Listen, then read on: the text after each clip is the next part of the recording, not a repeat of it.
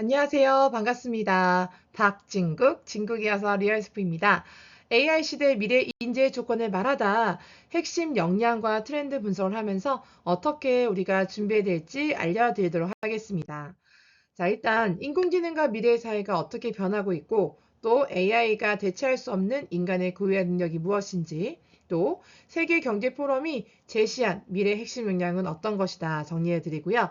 또 미래형 인재의 기술적인 역량과 그리고 미래형 인재의 학문적, 인문학적인 역량을 어떻게 기를 것인지 또 미래 인재상의 트렌드 분석도 해드리겠습니다. 자, 일단요, 인공지능과 미래 사회의 변화는 첫 번째가 AI 기술이 현재와 발전 방향입니다. 자, AI 기술 아주 빠르게 발전하고 있죠. 또 딥러닝과 자연어 처리 기술의 고도화가 이루어지고 있고요. 또 온디바이스 AI 확산과 접근성이 향상되면서 생성형 AI 등장으로 정말 다양한 창작 영역까지 확대되고 있습니다. 뭐 이미지도 만들고 있고요. 또 글도 뭐 동화도 다양한 것으로 확대되고 있고요. 뼈대 아이디어만 있으면 다양하게 펼쳐질 수가 있습니다. 또 AI가 산업 생태계에 변화를 주고 있죠. 자, AI 도입된 산업 구조가 재편되면서 자동화와 효율성 증대로 생산성이 향상되고 있고요.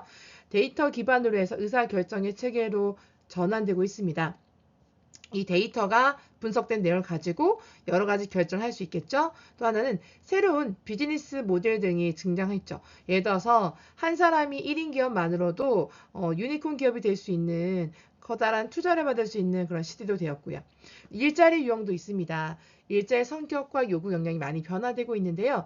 단순하고 반복적인 그런 업무가 이젠 자동화되어서 더 빠르게 변화가 되고 있고요. 또 새로운 직업군이 많이 등장하고 있습니다. 근데 요즘에는 AI 윤리에 관한 전문가가 있어서 AI를 활용해서 뭔가를 만들었고 비즈니스를 했지만 그 비즈니스의 어떤 방향성과 내용들이 윤리 전문가에 의해서 어떻게 그 판가름이 돼서 법적인 문제도 없고 또 저작권적인 문제가 없도록 조율해야 되는 부분이 있거든요. 이런 부분들이 필요할 것이고요.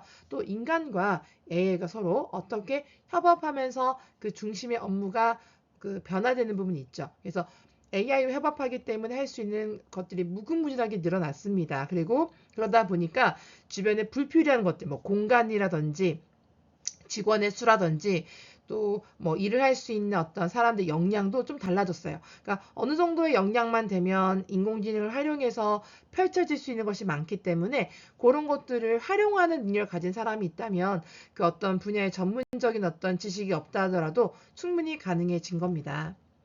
그래서 제가 생각하는 AI가 대체할 수 없는 인간의 고유력은 세 가지로 예를 들어서 정리할 수 있겠는데요. 창의적인 사고와 문제 해결력이고요. 두 번째는 감성 지능과 공감 능력, 그리고 세 번째는 윤리적인 판단과 의사결정입니다. 자, 일단 인간만이 독창적인 사고를 할 수 있죠. 근데 이 AI 한계를 넘어설 수 있고요. 기존의 틀을 벗어나는 혁신적인 아이디어로 창출할 수 있죠. 왜냐하면 우리 인간은요.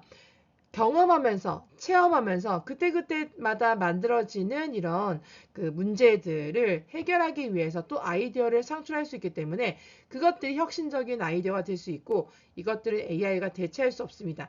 AI가 직접 경험해 보지 않는 것은 알 수 없기 때문이죠. 또 복잡한 상황에서의 직관적인 문제 해결도 마찬가지로 우리 몸에서 그동안에 체험했던 그 경험의 바탕으로 이루어진 통합적인 사고로 문제를 할 수 있고요. 또 다양한 분야를 연결하는 융합사고인데요. 자, 예를 들어서 우리가 인간이 배웠던 경험들이 있을 거죠. 그 경험들이 내가 체험하는 경험이 뭐 예를 들어서 뭐 문화다 아니면은 예를 들어서 기술이다 아니면은 음악이다 아니면은 뭐 그림이다 또는 의학이다 아니면 법이다 다양한 분야에 접하게 된다면 그것을 가지고 우리 몸에서 다시 재해석하고 또 분석한 내용들을 다시 끄집어내게 되는 것이 바로 융합적인 사고가 될 텐데 이것들을 인간이 할 수 있죠. 또 인간의 관계와 감정을 이해하는 능력이 있습니다. 이게 바로 경쟁력이죠.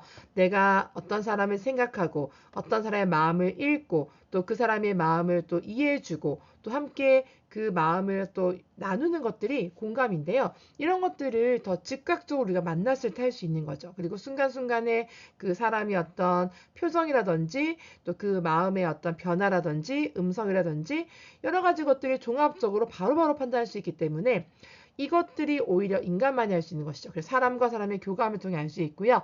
타인의 감정을 또 우리가 알 수 있고 그때에 따른 적절한 반응도 될 수 있죠. 또 하나는 우리 같이 함께 협업하면서 팀워크로 리더십을 통해서 그 감정의 교류가 있을 수 있고요. 또 하나는 문화적인 맥락, 우리가 어떤 성향이 있다, 어떤 가치를 가지고 있다, 어떤 습관이 있다, 우리는 주로 무엇을 좋아한다, 이런 것들에 대한 사람들만의 어떤 서로 교감할 수 있는 것들이 있는데 이런 것들을 고려해서 서로 소통할 수가 있습니다. 또 가치 판단과 책임 있는 의사결정은 인간의 영역이고요. 사회적인 영향을 고려해서 의사결정할 수 있고요. 또 윤리적인 딜레마죠. 어떤 판단을 내릴 때도 이것이 우리 인간의 존엄성을 기억하고 또 도덕적인 판단을 해야 되고 공정하고 정의로운 판단을 해야 될 텐데 그럴 때마다 어떻게 해야 될지를 우리가 판단하는 것도 인간만이 할 수 있습니다. 그래서 그런 종합적인 판단 안에서 해야 되는 그런 것들은 인간이 할 수 있고요. 인간의 중심 가치가 바탕이 된 상황에서 그 책임감을 가지고 할 수 있는 것입니다.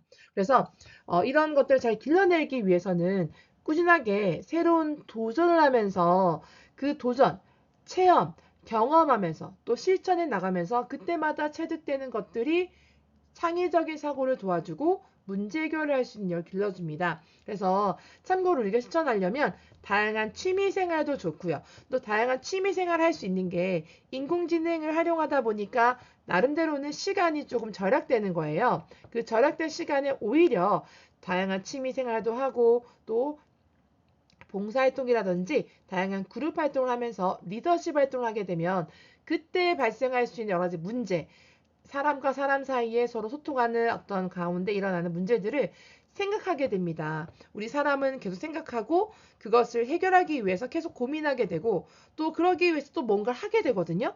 그래서 뭔가 하면서 배우면서 도전하는 과정이 결국 인간만이 할 수 있는 창의적인 사고와 문제 해결력을 기를 수 있고요. 또 하나는 이 감성지능과 공감 영역을 좀 더 길러주기 위해서는 봉사활동을 하는 거, 또 다양한 독서, 한 분야에 꽂혀 있는 것이 아니라 여러 분야에 꽂힌 독서를 하고요.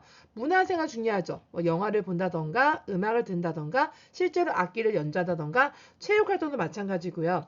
글을 쓰는 거죠. 일기를 쓰거나 내 마음의 생각을 정리하는 것. 그래서 블로그 활동 같은 것도 추천드립니다. 발표하기는 뭐냐면 나의 생각을 말했을 때 상대들이 어떻게 받아들이는지를 또 보면서 서로 이 피드백을 통해서 마음을 나눌 수 있고 또 내가 했던 행동에 대해서 사람들이 어떻게 생각하는지를 파악하면서 아 다음에는 이렇게 뭔가 나름대로는 다른 사람들을 맞춰주거나 또는 나의 마음을 또 표현하거나 등등등 하면서 감성지능과 공감력이 길러지게 됩니다. 물론 사람에 따라서 감성 지수가 높은 사람이 있고 낮은 사람이죠. 정도의 차이는 있다 하지만 그래도 우리가 느낄 수 있는 거죠. 아무리 극T다 뭐 하더라도 감정이 있습니다. 아무리 또 극 F다라고 한다 할지라도 본인만의 그런 감정에 치우친 것이 아니라 다른 사람의 감정도 느낄 수 있는 거죠. 그래서 감성 지능과 공감력을 길러주기 위해서 이런 활동들 추천드리고요.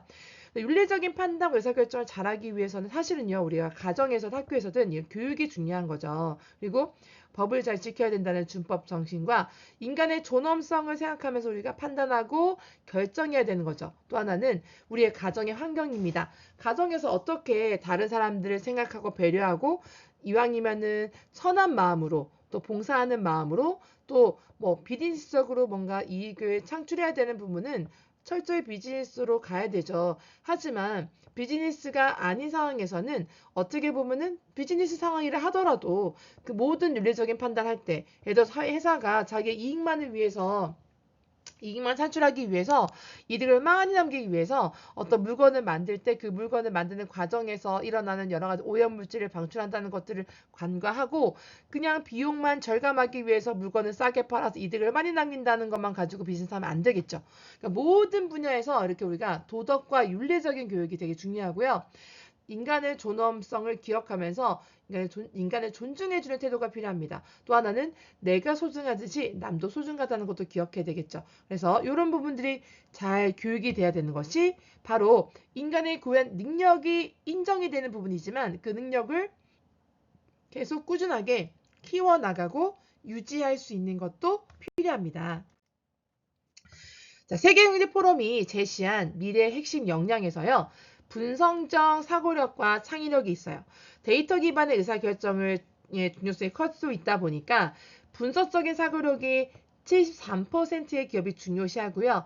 창의력은 61%의 기업이 중요시하고 있습니다. 그래서 복잡한 정보를 체계화하는 능력, 즉 분석하는 능력과 창의력이 같이 융합이 된다면 정말 탁월한 핵심 역량이 되겠죠. 어떤 친구는 사고력은 되게 좋은데 창의력이 떨어질 수 있고 어떤 친구는 사고력은 떨어지는데 창의력이 높을 수 있습니다.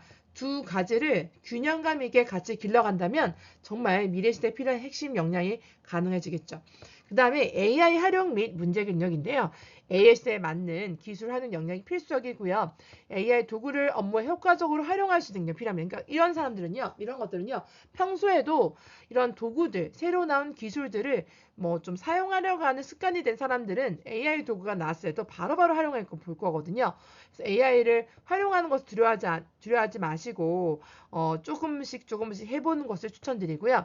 데이터와 AI 한계를 또 이해하는 것도 필요해요. 그래서 내가 AI 활용해서 어떤 정보를 수집했다 하지만 그 정보에 대한 더 전문적인 어떤 판단력과 좋은 정보를 구별할 수 있는 능력은 갖춰져야 됩니다. 그래서 기본적인 역량은 있으되 그것을 활용할 수 있는 것도 더 플러스가 되면 좋겠죠. 일단 비판적인 사고력은요. 정보를 평가하고 판단하는 능력이 중요해졌고요. 정보의 신뢰성과 타당성을 평가하고 다양한 관점에서 문제를 바라보는 시각이 필요합니다. 논리적인 사고도 필요하죠. 그러니까 한 가지만 보는 것이 아니라 다른 것도 보는 것이 중요하고요. 다양한 관점 안에서 파악하는 것이 중요합니다. 이러기 위해서는 다른 사람의 어떤 그 생각들을 존중해서 듣고 대신에 나의 생각도 나름대로는 펼칠 수 있어야 되겠죠. 그러면서 서로 주거니 받거니 하면서 좋은 어떤 결정을 내릴 수가 있습니다. 혼자만의 생각과 결정으로 하는 것보다는 나름대로는 객관적인 어떤 생각과 평가를 같이 병행하면서 파악하는 것이 좋고요. 그럼에도 불구하고 무조건 다수의 의견이 맞는 것도 아니고 또 무조건 소수의 의견이 틀린 것도 아니기 때문에 이런 건 소수와 다수로 구분 짓는 것보다는 그 내용에 대한 질을 보시는 것이 좋겠습니다.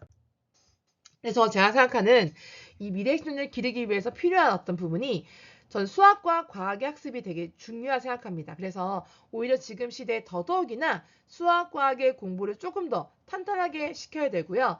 논리적인 사고력을 증가시켜주는 것도 이 수학과학 공부에서의 기본적인 바탕이 되겠습니다. 또 하나는요, 무조건 쉬운 문제만 하려고 하는 것이 아니라 좀 틀리더라도요.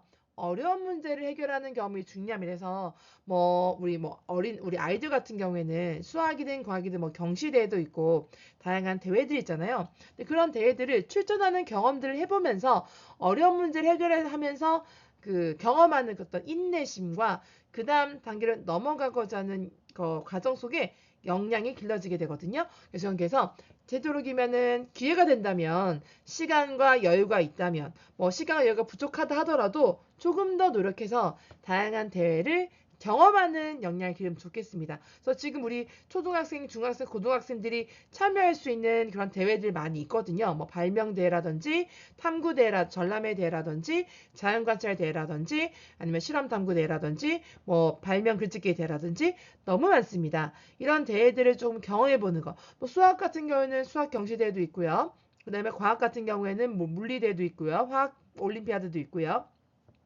무지 많습니다. 이런 대회들을 경험해 보시면 좋겠고요. 그 외에도 뭐 창의사고력 대회, 그 코딩 대회, 뭐 엄청 많아요. 그러니까 이런 것들의 경험을 쌓으면서 역량을 기를 수 있습니다. 또 하나는요. AI 활용을 할 때 그냥 단순하게 검색으로만 활용하지 마시고요. 새로운 것을 만들어내는 창조적이면서도 생산적인 활동에 활용하면 좋을 것 같고요. 또 다양한 프로젝트에 활용하는 것을 추천드립니다. 예를 들어서 뭐 책을 만든다, 출간한다던가 아니면 어떤 기획하는 프로그램을 만든다던가 아니면 어떤 그 비즈니스 모델을 활용한 회사를 만든다던가 아니면 어떤 조직을 만든다던가 아니면은 어떤 물건을 만들어서 판매하기 위한 구성한다던가 아니면 어떤 그 영화를 제작한다고 할 수 있겠죠. 그런 모든 거에다가 활용할 수 있겠어요. 그다음에 또 비판적인 사고력을 또 기르기 위해선 나름대로는 책임감을 가지고 사람들 앞에서 뭔가 리더십을 또 발휘하는 그런 역량을 단체 활동을 하다 보면요. 이렇게 많은 사람들의 생각을 듣게 되고 결정해야 되는 상황을 계속해서 마주하기 때문에 비판적인 사고력이 차근차근 길러지게 되고요. 나는 또 부족했던 부분들이 보완될 수 있습니다. 그래서 이런 것들 특히 많은 사람들과 함께 활동하다 보니까 다양한 문제 속에서 또 그 문제 안에서 다른 사람들의 어떤 생각과 시각을 볼 수가 있어요. 그러면서 교류하고 소통하면서 나름대로는 비판적인 사고력도 함께 길러질 수 있습니다. 또 이거를 기르기 위해서 필요한 것도 여기에 맞게 나름대로는 내공이 필요하겠죠. 그 내공이 인문학적인 소양도 있고요. 또 수학이랑 과학에서의 얻는 그런 과학적인 또 수학적인 어떤 논리력과 과학적인 어떤 통합적인 어떤 그 문제를 해결하는 어떤 지식들이 같이 도움이 될 수 있습니다. 그래서 미래 인재에서의 기술적인 역량이 이런 것이 있어요. 데이터 활용한 능력, AI 협업할 수 있어야 되고 디지털도 변화, 기술의 이해도와 신기술 적용이 있는데요. 데이터 활용은요. 데이터를 수집 분석해서 인사이트를 도출하는 능력이 필요하죠. 또 AI 시스템과 효과적으로 협업하는 활용 능력이 필요하고요. 또 디지털 전환 과정을 이해해서 능력, 그 다음에 프로그래밍과 기술적인 원리를 이해한 소양도 필요하고 온 디바이스 AI 등 신기술을 실무에 적용하는 능력이 필요합니다. 그래서 저는 예를 들어서 데이터를 활용한다 하면은 수익을 낼 수 있는 사업 모델을 만들 때 사람들이 어떤 거를 좋아하고 어떤 것이 많이 팔렸고 앞으로 어떤 것들을 좀 더 하면 좋겠고 어느 지역에 이런 모델을 만들면 좋겠다까지도 데이터를 활용해서 인공지능과 함께 이런 것들을 분석해 가서 만들어줘. 예전에는 이런 것들을 누구한테 의뢰해서 해달라고 했다면 지금은 그렇게 하지 않고 오히려 인공지능 기술을 활용해서 분석할 수 있습니다. 그래서 기획하고 분석하는 것을 잘하고 상태에서 실질적으로 이제 실행할 때는 그에 따른 우리 사람들의 어떤 오프라인에서 활용할 수 있는 부분도 필요하겠죠. 그 다음에 AI와 협업하는 겁니다. 내 혼자만의 아이디어가 아니라 AI도 함께 아이디어를 낼 수 있게 해서 A가 B로, B가 C로, C가 D로 이렇게 서로 핑퐁하면서 하나의 과정이 되고 이걸 활용해서 오히려 영화도 제작하고요. 영상도 만들 수 있고요. 디자인도 만들 수 있고 색도 만들 수 있고 다양하게 할 수 있습니다. 창의적인 어떤 컨텐츠를 만들어내는데 활용할 수 있고요. 그 다음에 디지털 변화는 우리가 아날로그로 되어 있는 자료들이 되게 많은데 그런 자료들을 아주 손쉽게 새로운 창조물로 만들 수 있고 정리도 할 수 있습니다. 왜냐면 이미지 같은 거로만 올려도 그거를 텍스트화해서 변화시킬 수도 있거든요. 또 기술의 이해도가 있는데요. 하고 싶은 것들을 실현하기 위해서 필요한 기술들을 막 적용하는데 이때마다 하고 싶은 것들을 하면서 기술들을 같이 만들어내면 활용하면은 사실은 사람을 여러 명 고용해야지만 가능했던 일들도 이 디지털 기술, 인공지능 기술을 활용해서 할 수 있기 때문에 훨씬 더 많은 비용 절감과 그 다음에 어떻게 보면은 공간 활용 되겠죠. 왜냐하면 사람들을 고용하면 그 고용한 만큼의 공간이 필요할 텐데 그런 거분이 이제 절감되기 때문에 훨씬 더 효율적으로 고수익을 낼 수 있는 과정이 될 수 있습니다. 또 하나는 신기술의 적용인데요. 예전에는 혼자서 할 수 없는 일들을 신기술을 통해서 실현할 수 있게 하는 것도 여기에 포함될 수 있겠습니다. 예를 들어서 저 같은 경우에는 영화를 이제 독립영화를 만들고 제작하고자 하는데요. 그럴 때마다 제가 혼자서만 했다면은 좀 투박하게 만들 수밖에 없는 그런 어떤 그 편집 기술인데 인공지능으로 활용한 신기술을 활용하면 훨씬 더 그 세련되게 디자인도 할 수 있고 편집할 수 있는 또 새로운 어떤 효과도 넣을 수 있는 것도 굳이 이런 것들을 전문적으로 다 하지 않더 하더라도 전문적으로 알고 했어야 되는 기능들을 활용할 수 있다는 것이 장점이 되겠죠. 그렇다면 또 중요한 게 뭐냐? 미래형 인재 인문학적인 역량이 되게 중요합니다. 소통과 협업하고 그러면서 복잡한 아이디어를 명확하게 전달할 수 있고 어떻게 보면 의사소통한 능력이 되게 중요합니다. 그 다음에 문화의 다양성의 이해와 표현력이 중요한데요. 글로벌 환경에서 다양한 문화적 배경 이해가 필요하고요. 그러면서 이제 표현력이 늘어나는 거죠. 또 윤리적인 판단과 책임감 필요하기 때문에 지속적으로 AI 활용할 때마다 윤리적인 경계를 이거는 괜찮을까? 이거는 안 되는 걸까? 되고 안 되고 괜찮다, 괜찮지 않다를 구분하면서 실천해 나가야 되고요. 지속적인 학습 능력과 호기심이 필요하죠. 예를 들어 자기 주도적으로 뭔가 하고 싶은 거 찾아가면서 학습을 하는 게 중요하고요. 그러기 위해서 새로운 지식에 대한 개방성도 필요하고 실패를 통한 학습 능력도 되게 중요합니다. 또 실패를 하다 보니까 이것이 문제였네 저것이 문제였네 하면서 더 이제 나름대로는 이런 것들을 좀 찾아가겠죠. 그다음에 창의적 문제 해결 접근법으로서는 기존의 틀을 벗어난 사고, 그렇죠. 역발상이죠. 그다음에 다양한 분야의 지식을 융합. 그래서 여러모로 골고루 호기심을 가지고 책도 읽고 공부하는 것도 도움이 되고요. 또 인간 중심의 해결책을 도출하죠. 그래서 어떻게 보면은 해결책을 낸다 하더라도 인간의 아주 중심에 서서 생명을 존중하는 것에 서서 인간의 존엄성을 기억함으로 해결책을 도출해야 되고요. 다양한 문제를 또 때로는 단순하게 하는 능력도 필요합니다. 그래서 소통과 해방력을 기르기 위해서는 저는 생각하는 게 NGO 활동이라든지 봉사단체 활동을 좀 꾸준하게 하면 이걸 기를 수 있습니다. 물론 거기에서 갈등도 생길 수 있고 소통이 잘 안 돼가지고 억울한 일 당할 수 있고 막 되게 슬픈 일도 있을 수 있고 또는 보람 있는 일, 다양한 어떤 희노애락이 있습니다. 그래서 이런 것 하면서 소통 능력과 협업 능력이 길러지는 거죠. 선한 영향력을 줄 수 있는 일을 기획하고 같은 뜻을 가진 사람들과 함께 협력하면서 나아가면 길러지는 것이 자연스럽게 되고요. 또 문화적인 다양성 이해를 하기 위해서는 문화의 다양한 부분으로 인해서 발생하는 문제들이 있는데 그걸 원만하게 해결을 하는 과정 속에 이루어질 수 있고요. 또 중심이 되는 가치관은 흔들리지 않아야 되기 때문에 그 범위 안에서 표현하고 예를 들어서 어떤 분들은 뭐 종교적으로 뭔가 중요한 가치관을 가지는 분이 있을 거잖아요. 그런 개인적인 자기의 종교적인 가치관 때문에 포용하지 못하는 문화가 있을 수 있는데 그런 부분은 그런 부분은 자기가 지킬 건 지켜야 되니까 개인적인 어떤 지킬 건 지키면서 포용해야 되는 거죠. 근데 포용하지 어려울 경우에는 서로의 차이를 좀 존중하고 이해하면서 나름대로는 좁혀지지 않는 걸 억지로 좁히려고 하면 갈등이 생기기 때문에 이런 부분도 필요합니다. 윤리적인 판단 책임 마찬가지로 다양한 경험을 통해서 학습하면서도 도덕과 윤리 교육을 아주 중요하게 여기시면서 또 이런 부분을 교육을 해야 되고요. 또 또 지속적인 학습 능력과 호기심은 나 뭐 하고 싶지? 하고 싶은 게 뭐냐 해서 뭔가 하고 싶어 하는 거를 찾아가고 또 그런 것들을 실천하면서 또 새로운 호기심이 생기는 거죠.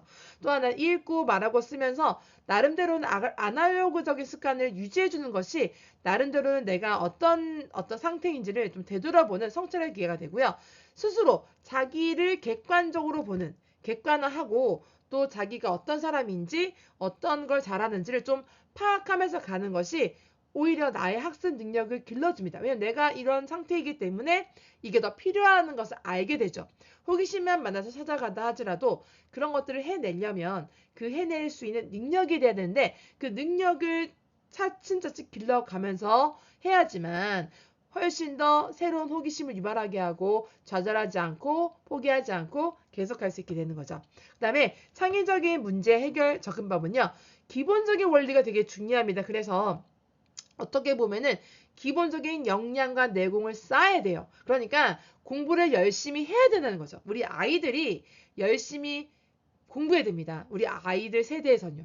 공부를 열심히 하는 것이 맞고 그렇게 끝까지 뭔가 어려운 문제 해결하면서 공부를 해봐야 그 다음 단계에 이런 사고를 할 수 있는 거예요. 근데 그런 배경 지식이 전혀 없이 그냥 계속 아이디어만 내고 공상적인 얘기만 하는 건 남는 게 없습니다. 물론 즐겁고 재밌을 수 있으나 깊이 있는 내공이 생기면 실질적으로 가능하고 할 수 있는 것들을 만들어낼 수 있는 거죠. 그래서 미래인지상의 트렌드 분석하려면 이제는 하이브리드 인재가 필요한 시대죠. 네, 그래서 기술과 인문학을 융합한 복합적 역량을 보여야 되고요. U자형이라고 해서 두 개의 전문 분야와 폭넓은 지식을 겸비한 그래서 뭐 전공이 두 개 이상일 수 있고요. 어떤 분은 뭐 의학을 공부하고 나서 법학을 하다 보니까 의사이면서 변호사도 하시는 분도 있겠죠. 둘 다 학문이 아주 분량이 많고 어렵지만 그것들을 꾸준하게 깊이 있게 배우고 나중에 융합해내는 거죠. 아주 멋집니다. 이런 분들이 요즘 많이 늘고 있어요. 평생학습이죠. 이제 계속 공부해야 돼요. 계속 발전해야 돼요. 그래서 지속적으로 자기 개발하고 새로운 기술을 습득할 수 있어야 되고요. 또 다학제적 접근이 필요합니다. 여러 학문 분야를 넘나드는 통합적인 사고를 해야 되죠. 또 하나는 글로벌과 로컬의 균형인데요. 그러니까 우리가 꼭 외국에 가지 않아도 우리가 유튜브라든지 아니면 어떤 영상 매체라든지 책이라든지 다양한 그 루트로 우리가 충분히 세계의 어떤 상황을 알 수가 있죠. 물론 뭐 일부러 알려주지 않기 위해서 정보를 통치할 경우나 왜곡할 때는 모르지만 그런 것들 우리가 윤리적인 관점에서 하면 안 되겠죠. 또 하나 그런 것들을 잘 구별해야 되겠죠. 그래서 그런 것들은 안 되지만 맞는 진실한 내용이라 한다면 외국에 있는 다른 상황도 우리가 뭐 언론 매체를 통해서 충분히 우리가 알 수 있고요. 그래서 시각을 더 넓힐 수 있고 저는 이게 신문을 좀 읽으시면 좋을 것 같다 말씀드려요. 신문을 읽으면 이런 글로벌 상황이라든지 국내 상황을 좀 알 수 있고요. 또 지역 전문성의 조화로운 발전이죠. 그러니까 뭐냐면 그 지역마다 우리나라 어떤 지역에서 훨씬 더 잘하는 다른 나라에서보다도 우리나라 더 잘하는 뭐가 있을 거란 말이에요. 지금 우리나라의 K-팝, K 뭐 음식, K-푸드, K-드라마 뭐 여러 루트로 정말 많은 사람들이 그 K-팝 그죠? 널리 지금 펼쳐지고 있잖아요. 그런 것도 우리만의 전문성을 가진 것들도 함께 고유하게 잘 가지고 있어야 되는 거죠.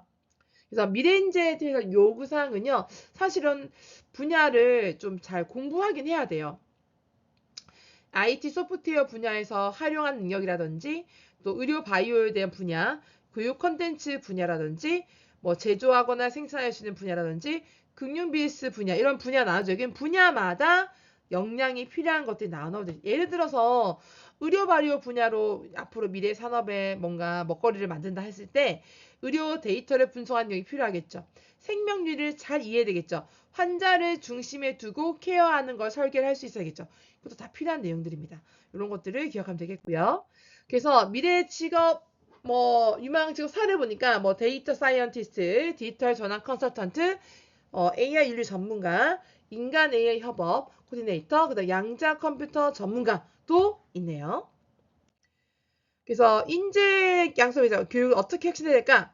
일단 AI에 맞는 교육 패러다임 변화시켜야 되겠죠. 네, 그래서 역량 중심으로 바뀌어야 됩니다. 맞춤형 교육을 해야 됩니다. 그리고 실패했다 하더라도 그걸 좌절하지 않고 다시 일어나는 회복 탄력성을 높여야 됩니다. 다양한 분야의 지식을 습득할 수 있게 도와줘야 됩니다. 또 실무적으로 역량을 길러야 됩니다. 이론만 가지는 것이 아니라 실무를 같이 가야 되고요. 또 온라인으로 우리 학습할 수 있는 게 되게 많기 때문에 자기 주도성만 잘 가지고 있다면 충분히 활용할 수 있는 것이 무궁무진합니다. 우리 나라 같은 경우에는 그 동행이라고 해서 또 서울시에서 만든 그런 교육 플랫폼이 있거든요. 그런 것처럼 이런 다양하게 우리가 누릴 수 있는 플랫폼들을 활용한다면 충분히 되고요. 또 역량이 중요한 것이 자기 주도적인 학습 역량을 더 강화시키는 것이 중요해서 메타인지를 통해서 나를 객관화하고 내가 어떻게 공부해야지만 더 잘 머릿속에 들어가고 어떻게 해야지만 이거를 잘 전달할 수 있는지를 나름대로는 분석해 나가야 되겠죠. 그래서 결론입니다. AI 시대 미래인재는요. 기술적인 역량과 인문학적인 소양을 균형 있게 갖춘 하이브리드형 인재가 될 것입니다. 세계경제포럼이 강조한 분석적 사고력과 창의력, AI 활용 능력은 모든 산업 분야에서 필수적인 역량으로 자리 잡고 있고요. 인간 고유의 창의성과 공감 능력과 윤리적인 판단력은요. AI가 대체할 수 없는 핵심 가치이고요. U자형, T자 인재처럼 깊이와 넓이를 동시에 갖춘 융합형 인재의 수요가 증가하고 있고요. 지속적인 자기개발과 평생학습은 미래인재의 필수 생존 전략이고요. 또 교육 시스템은 암기식에서 문제해결 중심, 또 프로젝트 기반에서 혁신이 필요합니다. 그래서 점점 이제는 실제로 경험하면서, 실제로 다양한 것들을 도전하면서 사람들 역량을 길러내는 교육 시스템이 돼요. 그래서 제가 강조하는 게 대회를 참여한다거나 어떤 뭔가 새로운 어떤 경험을 만들어낼 수 있는 것들을 해보는 걸 저 추천드리고요. 기술과 인간성의 균형 있는 발전을 추구하면서 변화한 환경에 유연하게 정할 수 있는 역량을 키우는 것이 AI 시대 인재의 핵심 조건입니다. 너무나 많이 바뀌고 있습니다. 많이 바뀌지만 그 변화에 순응하고 적응하면서 바뀌어 나가는 것들을 부담스러워하지 않는 역량이 필요합니다. 그러다 보니까 다양한 도전을 할 수밖에 없고 도전하는 만큼 그 도전 개수에 비례해서 실패할 확률도 높습니다. 하지만 도전을 많이 하기 때문에 반대로 성공할 확률도 높습니다. 그러므로 양단이 있죠. 그래서 실패를 통해서도 배워야 되기 때문에 나름 계속 분석해 나가면서 진행해야 되겠습니다. 여러분들 꼭 미래 인재가 되실 겁니다. 그리고 AI 시대에 필요한 인재로 여러분들 잘 자라나서 정말 많은 분야에서 그 역량을 발휘해서 우리 대한민국이 정말 부강한 나라가 될 것을 저는 정말 확신하고 믿고 있습니다. 여러분들 응원합니다. 화이팅 해봐요. 알겠죠? 감사합니다.